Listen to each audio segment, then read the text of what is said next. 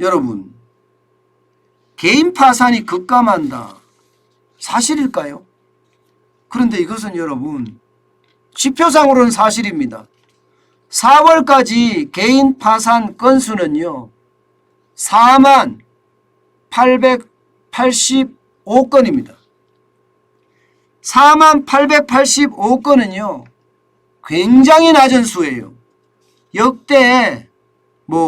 역대로 보면 지난 10년간으로 볼까요? 가장 적은 수치입니다. 가장 적은 수치. 이렇게까지 줄어드나 싶을 정도로 말입니다. 2021년 이후 최저치니까요.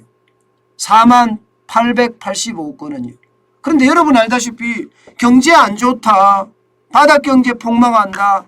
자영업자 절규가 쏟아진다. 자영업자 피눈물을 흘린다.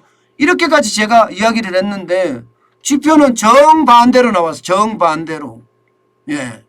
그러니까 많은 사람들이 저한테 들어와서 왜 당신은 침소붕대하냐? 왜 당신은 가짜뉴스 펀지냐? 이렇게 이야기하는 사람들 바로 이런 걸 보고 이야기하거든요. 이런 걸 보고.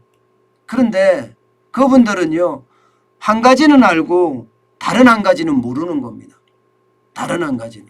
한 가지를 알고 다른 한 가지를 모르는 게 뭐냐? 개인 파산이 이렇게 줄어들고 개인 회생이 이렇게 줄어든다는 것은 여러분 사실상 이것 때문이에요. 코로나 대출 만기 연장, 상환유예 이게 금액이 계속 달라집니다. 계속 달라져서 도대체 얼마인지 정확하게 파악도 안 되고 있는 것 같은데 만기 연장만 116조 6천억 원, 전체는 133조 3천억 원입니다. 원금 상환유예도 11조 죄송합니다. 조원이네요. 133조 3천억 원. 제가 그렇게 이야기했죠. 이자 상환유예도 5조나 됩니다.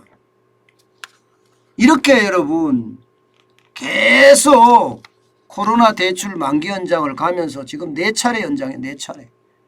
4차례 연장을 했으니까 당연히 줄어들죠. 당연히. 보세요 여러분. 2018년에 개인 파산이나 회생 신청이 13만 4,621건입니다. 2019년에는 늘어났습니다. 13만 8,229건으로요. 2020년부터 줄어듭니다.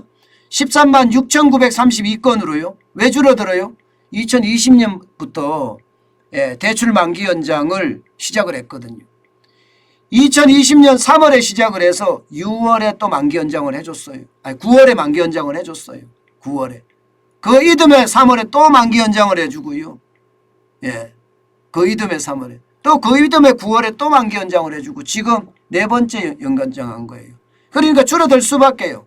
13만 94 무려 말입니다. 엄청나게 줄어들었죠. 2021년에도 계속 줄어듭니다. 그리고 2022년에도 줄어들 가능성이 크겠죠. 그러나 정부의 정책이 어떻게 되느냐에 따라서 굉장히 달라질 겁니다. 달라질 겁니다. 왜냐하면 어떤 시기든 이거 계속 안고 못 가거든요. 지금 정부가 이야기하는 것은 10년 동안 나눠서 갖게 하겠다 이렇게 나오거든요. 10년 동안 나눠서 갖게 하겠다. 물론 방법이 될 수도 있겠죠. 방법이. 그러나 탕감을 한다는 이야기도 자꾸 나오는데 탕감은 절대 안 됩니다. 탕감은. 아니 저도 자영업자지만 탕감이 안 되는 이유는요. 국민은 평등하잖아요. 누구만 피해본 게 아니거든요. 물론 자영업자 소상공인이 가장 많이 피해를 봤어요. 가장 많이 피해를 봤어요. 그러나 자영업자 소상공인이 아니더라도 피해를 본 사람들은 어마무시하게 많습니다. 때문에 갚을 수 있는 방법을 찾아내야 되는 거예요.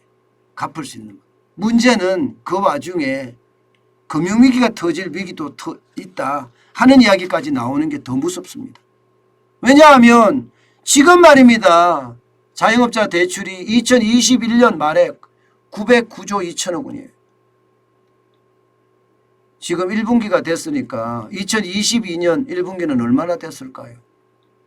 거의 예상컨대요 여러분. 이게 1,000조 가까이 돼 갈 거다. 올해 안에는 1,000조가 될 거다 이야기예요. 그러니 여러분 909조 2천억 원에 거기에 이제 상환주에 물려 있는 게 133조 3천억 원. 그러니 개인 파산은 당연히 줄어들죠. 줄어들 수밖에 없고요. 결국 통계 착신 겁니다. 통계 착신 거예요. 개인 파산이 줄어드는 것이 아니라 사실 지금 자영업자들의 이야기를 들으면요.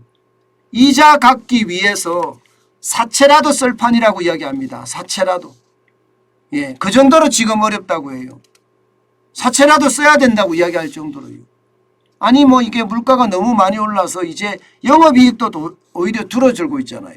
오죽했으면요.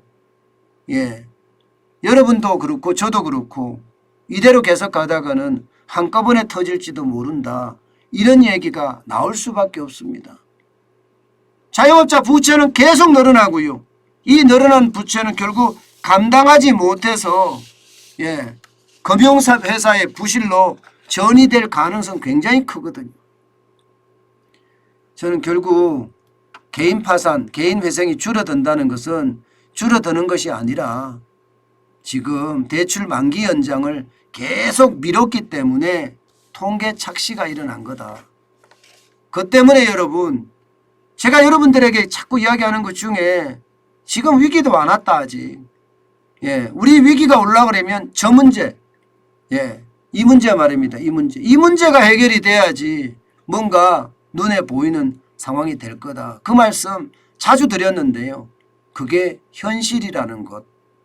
아마 여러분들도 분명히 예, 이해할 수 있을 겁니다. 결국 말입니다. 자영업자 부실이 저는 가장 아픈 골이라고 생각하거든요.